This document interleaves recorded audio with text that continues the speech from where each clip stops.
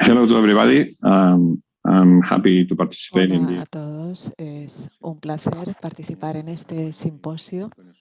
Soy Antonio Suárez, trabajo en la Universidad de Granada y quisiera mostrar los datos obtenidos del estudio Cognis, sobre todo con respecto al enriquecimiento de fórmulas infantiles con diferentes sustancias y cómo puede esto influir sobre la maduración de la microbiota en niños.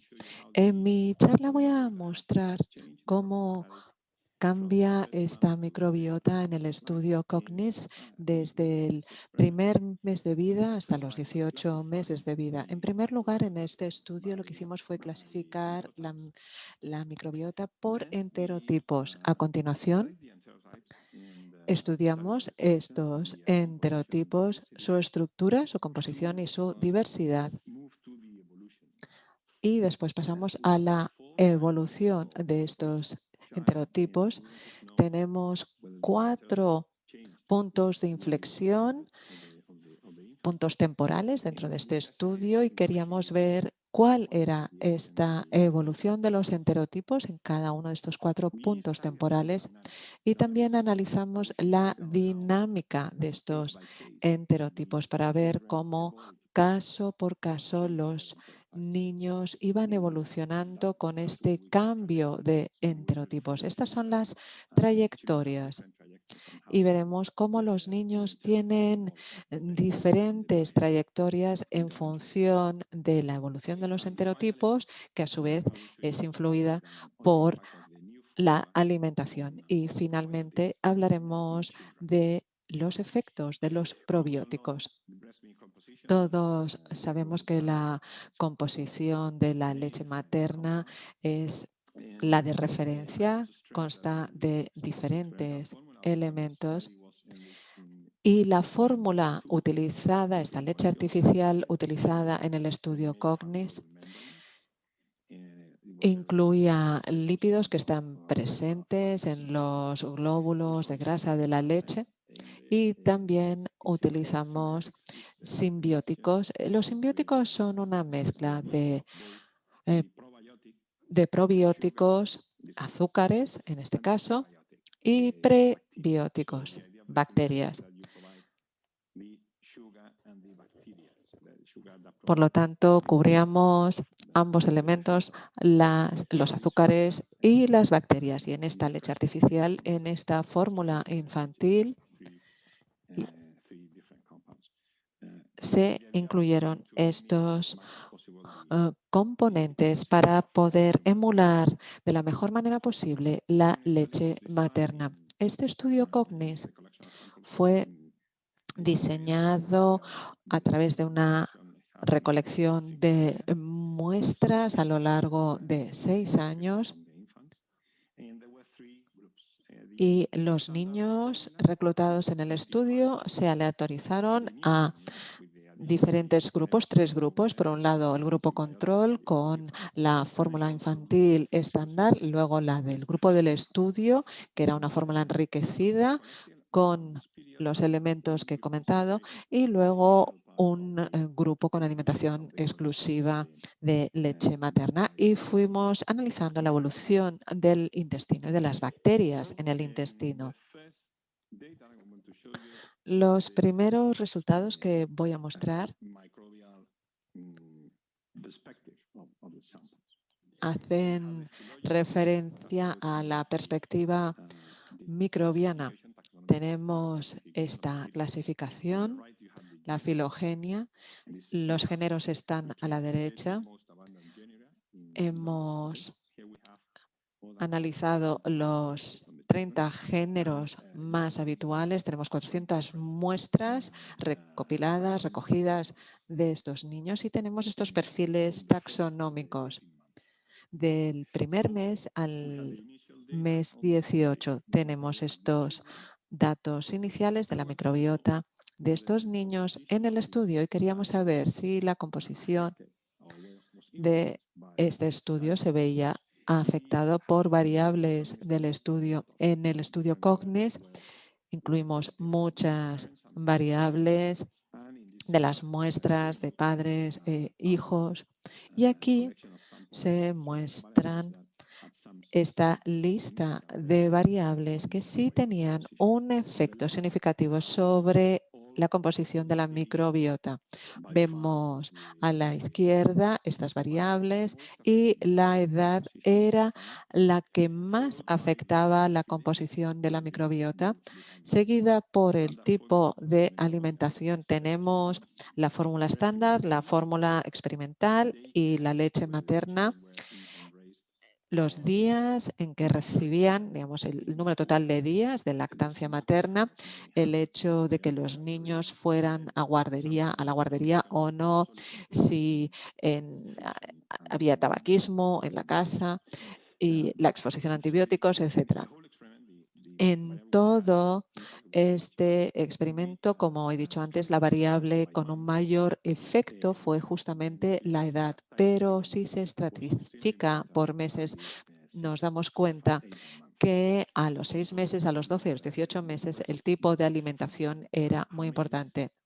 Sobre todo, el número de días de lactancia materna, el número total de días de lactancia materna.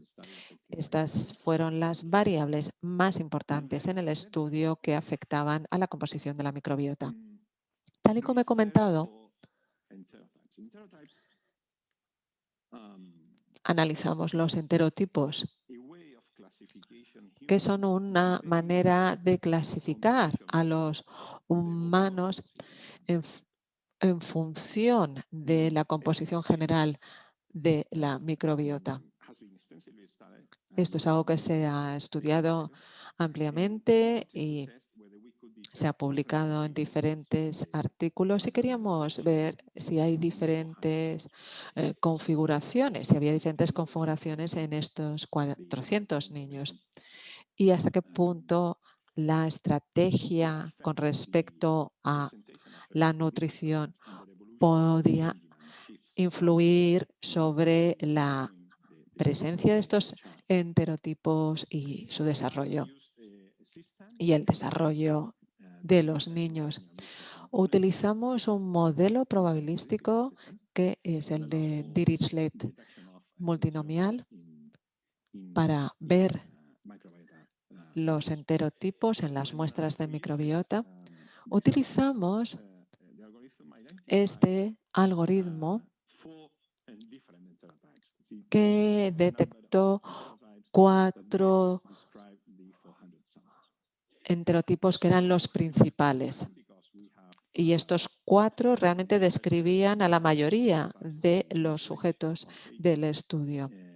Y es sorprendente, porque normalmente hay 2 o 3 enterotipos diferentes, pero en nuestro caso el sistema identificó 4 enterotipos distintos. Vemos aquí el gráfico. Cada línea representa, cada barra representa un género, y cada línea vertical, cada línea horizontal y cada línea vertical es una muestra. Tenemos este gráfico con estos 4 enterotipos diferentes, 2 con un amplio número de muestras y 2 con un número reducido de muestras. Así que tenemos los 4 enterotipos y los géneros, y estos son los enterotipos que impulsan la configuración. A la izquierda están los factores que determinan el primer enterotipo, y a la izquierda hay distintos colores porque hay algunos que pertenecen a los firmicutes en naranja, otros son bacteroidetes en azul y otros son proteobacterias en gris. Y cuando analizamos los nombres taxonómicos, es una mezcla de aerobios y anaerobios. Y por eso tenemos el primer tipo, que era el mixto, aerobio y anaerobio. El segundo enterotipo se ve determinado por una mayor abundancia de un género, que es el Lacnospiraceae no clasificado, y este se denominó ULAC por el nombre en inglés del Lacnospiraceae no clasificado. Después, el siguiente grupo se denominó BACT porque este enterotipo se destaca por el amplio número de bacteroidetes, y el último enterotipo está determinado sobre todo por dos géneros, pero todos, excepto por el bacteroides, son del grupo Firmicutes. Por eso, este cuarto enterotipo se denomina FIRM. Por lo tanto, tenemos 4 enterotipos, el primero con 2 géneros y el último con Firmicutes mayoritariamente y bacteroides. Cuando analizamos el logaritmo, vemos que hay 87 bacterias, pero las más importantes, los géneros más importantes son estos, 19 de 87. La contribución, la aportación al agrupamiento y organización de estos enterotipos es bastante similar, en el sentido que el bacteroides es un factor que aparece en los 4 enterotipos, pero sobre todo en el tercer grupo, en el tercer enterotipo. Luego tenemos Lacnospiraceae no clasificado también presente, pero menos en los otros 3 enterotipos, y luego vemos el resto y su presencia en estos enterotipos. Por ejemplo, los últimos solo aparecen en uno de los enterotipos, como por ejemplo Lactobacillus, Klebsiella, Clostridium, etc. Por lo tanto, son 19 géneros que definen los factores, los elementos más importantes de los distintos enterotipos y hasta qué punto son responsables de la composición general de la microbiota. Pues bien, como puede verse aquí, estos géneros son responsables de más del 85% de todos los resultados de este experimento. Es decir, son con mucho los más importantes, los más abundantes, y cubren más de 70,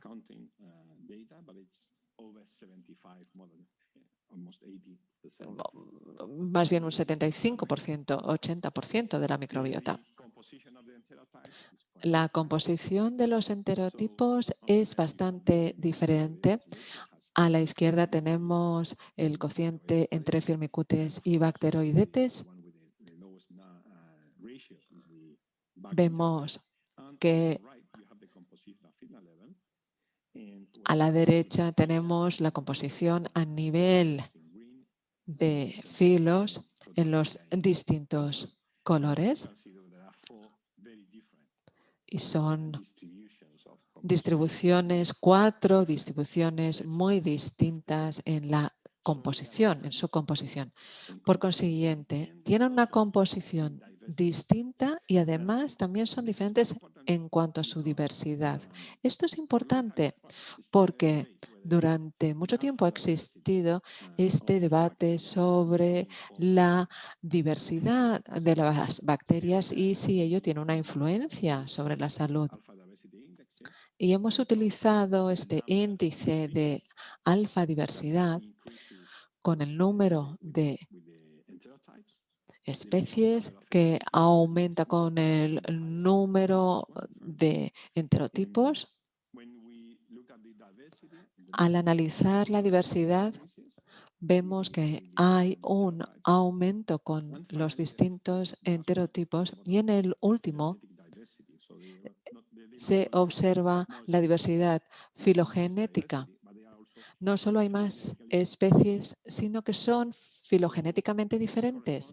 Y esto se corresponde con los resultados que ya teníamos y analizamos la estructura de estas muestras con la distancia de Bray-Curtis en un espacio doble para definir si las muestras son similares o no entre sí. Según estos resultados, los que pertenecen al enterotipo mixto son bastante similares y si analizamos los puntos, vemos ese primer mes y estos son los primeros datos y vemos la presencia en las muestras al primer mes y a los 6 meses. Luego el enterotipo de ULAC, que es similar al mixto, al primer enterotipo. A continuación tenemos el enterotipo BACT en otro grupo y finalmente el FIRM. Esta separación es significativa porque muestra que la composición de estos 4 enterotipos es bastante distinta entre sí. Y la pregunta es, ¿los enterotipos están asociados con las variables más importantes del estudio? Por un lado, la edad y los puntos temporales de 1, 6, 12 y 18 meses y el tipo de alimentación. Bien, pues llevamos a cabo una prueba estadística con 3 asociaciones. Asociamos los enterotipos a la izquierda con el marco temporal, los puntos temporales de la toma de muestras y el grupo de alimentación a la derecha. Y a partir de esta prueba se puede determinar que durante el primer mes de edad en nuestras muestras, la mayoría de las muestras pertenecen al enterotipo mixto, el primero.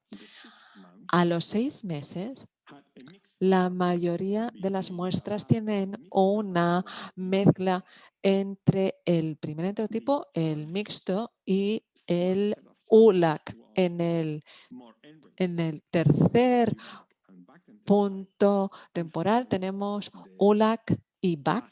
Y en el último punto temporal, el de los 18 meses, vemos que es ULAC, BAC y FIRM. Estos son los enterotipos más presentes.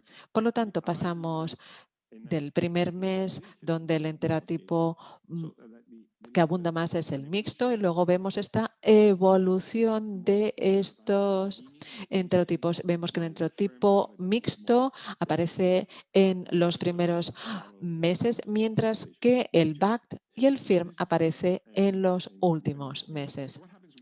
Así que hay una asociación clara con la edad. ¿Y qué pasa con la alimentación? ¿Existe esta asociación?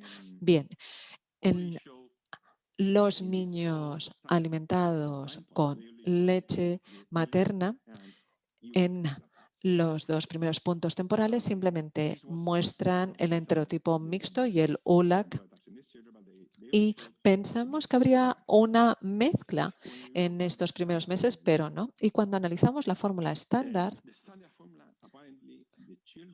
los niños alimentados con la fórmula estándar, todos empiezan con el enterotipo mixto y después hay una transición hacia el ULAC a los 6 meses, y a los 12 meses están con los enterotipos ULAC y BACT, y a los 18 meses están con más enterotipo FIRM. Así que hay una evolución también asociada con la dieta, y con la fórmula experimental la evolución es distinta porque a los 6 meses vemos el enterotipo mixto y luego el ULAC y el FIRM.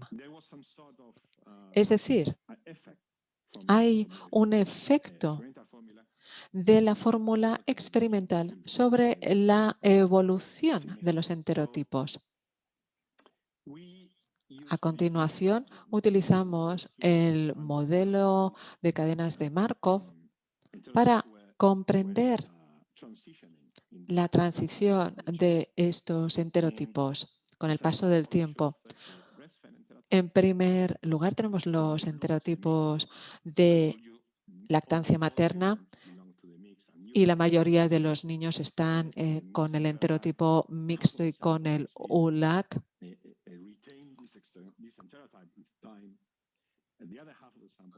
Y vemos esta evolución de mixto a ULAC. Estamos hablando de un 83% de las muestras que se mantuvo con el ULAC y un 17% avanzó hacia BACT y FIRB. Es decir, que los niños con lactancia materna se mantuvieron los enterotipos mixto y ULAC. Con la fórmula estándar vemos que hay cambios en esta transición.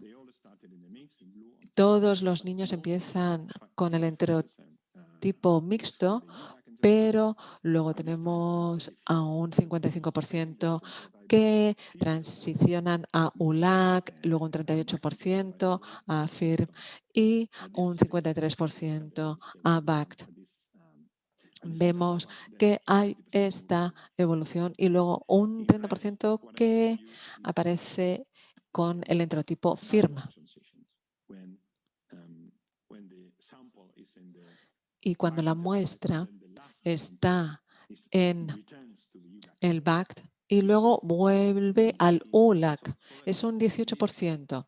Es decir, en esta evolución vemos que hay niños cuyos enterotipos vuelven al enterotipo anterior. En la fórmula experimental vemos unas transiciones muy distintas a la de la fórmula estándar.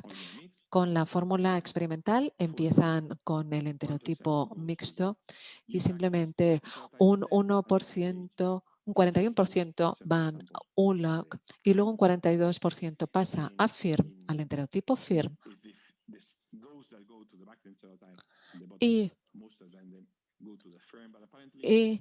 la mayoría van a FIRM. Es la última fase. Hay distintas transiciones en esta muestra, hay retrogresiones, es decir, donde se ve que hay niños que llegan al enterotipo FIRM, pero después un 50% vuelve al enterotipo anterior, que es el BACT. Y los enterotipos en los distintos niños evolucionaban de manera distinta. Al separar los casos niño por niño, analizando la evolución de estos enterotipos, detectamos 26 maneras de evolucionar con el tiempo. Disculpen, pero en estos momentos no llega el sonido del vídeo. Esperaremos a que volvamos a tener sonido para continuar con la traducción. Gracias.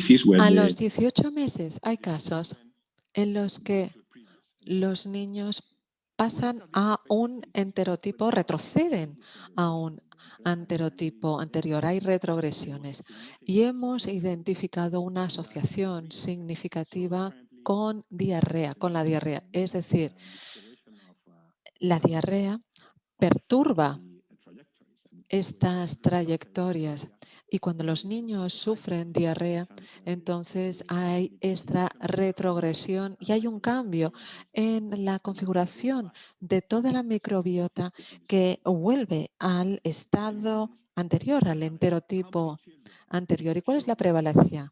¿Cuántos niños muestran estas trayectorias? Esta es la prevalencia de los niños con estas muestras, como podemos ver. En azul aparecen los que reciben lactancia materna, están en la parte inferior de la trayectoria y mm, en rojo tenemos la fórmula estándar que está en la parte superior de la trayectoria que se va distribuyendo a lo largo de las 26 trayectorias y al realizar este gráfico pensamos que podría haber algún cambio dependiendo del tipo de alimentación. El tipo de alimentación parecía estar influyendo sobre las trayectorias, la tendencia de las trayectorias. Y al analizar la densidad de la distribución de las trayectorias en cada grupo, observamos que al eliminar esas retrogresiones que he comentado antes, se observa que la densidad o que las muestras no se distribuyen homogéneamente en las trayectorias. En azul, lactancia materna, la mayoría pertenecen a las trayectorias de la izquierda con un heterotipo mixto muy elevado y en rojo tenemos la fórmula estándar y la mayoría de los niños siguen este tipo de trayectoria. Sin embargo, al analizar la fórmula experimental, vemos que se producen dos elevaciones. La mitad de la muestra sigue una trayectoria similar a la de los niños que reciben lactancia materna y la otra mitad de la muestra tenía una trayectoria similar a la de la fórmula estándar y utilizamos una prueba estadística para determinar si estos resultados eran ciertos. Utilizamos para ello la prueba de Kolmogorov-Smirnov para analizar estas curvas y determinar si era correcta. Y sí, vimos que la única diferencia era entre la fórmula estándar y la lactancia materna, porque la fórmula estándar va hacia la derecha y al analizar el test de Hartigan de unimodalidad, vemos que la fórmula estándar es bimodal, es decir, que hay dos grupos de muestras con la fórmula estándar. Separamos estas muestras en función de las trayectorias y clasificamos a los niños en dos grupos.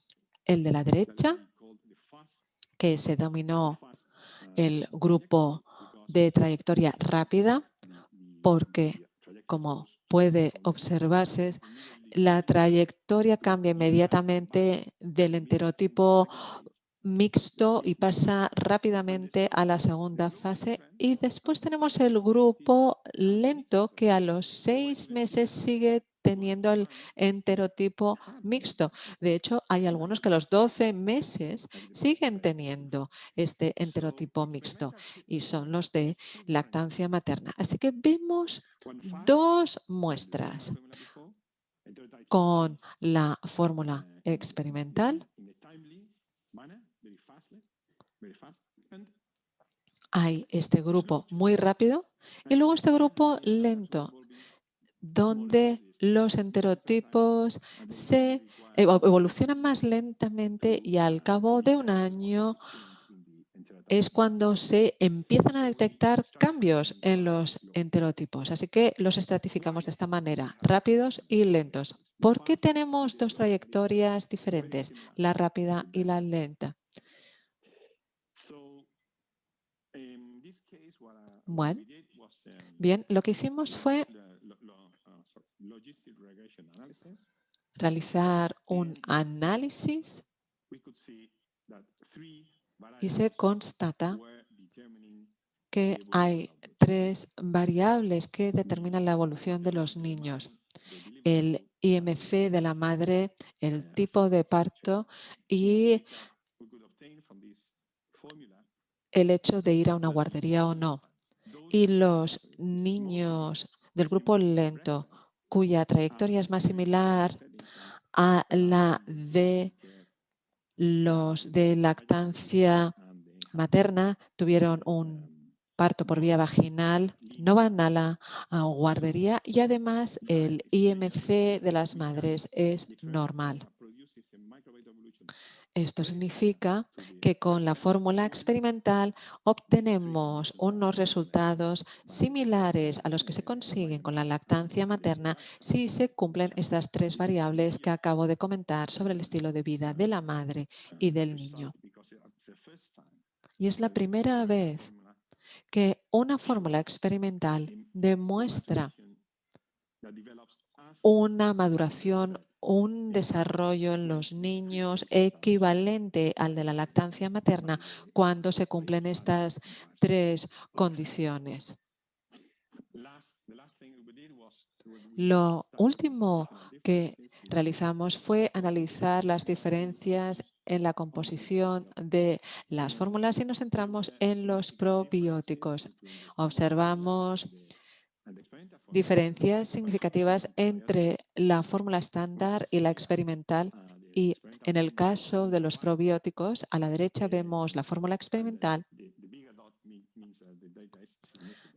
y cuanto mayor es el círculo, más importante es el cambio que se observa en el crecimiento de cada uno de estos elementos, sobre todo en el caso de Lactobacillus, sobre todo en los puntos temporales de 6, 12 y 18 meses, y también en el bifidobacterio. Mientras que la fórmula estándar solo tuvo una influencia significativa en 2 de estos elementos. En conclusión, con este estudio hemos comprobado que existen 4 enterotipos y hay uno nuevo que es el ULAC, y los enterotipos difieren de forma notable en su estructura, diversidad de composición, y las transiciones están muy asociadas a la edad y al tipo de alimentación. Hemos detectado 26 trayectorias diferentes, en algunos casos con retrogresiones determinadas por la diarrea. Y el resultado esencial de este experimento es que hay factores maternales y perinatales que influyen sobre los niños que toman la fórmula experimental, teniendo en cuenta el tipo de parto, si el niño va a la guardería o no, y si la madre tiene un IMC normal. Y además, la fórmula experimental aumenta el crecimiento de lactobacillus y bifidobacterias. Espero que hayan disfrutado de esta charla y estaré encantado de responder a sus preguntas. Muchísimas gracias.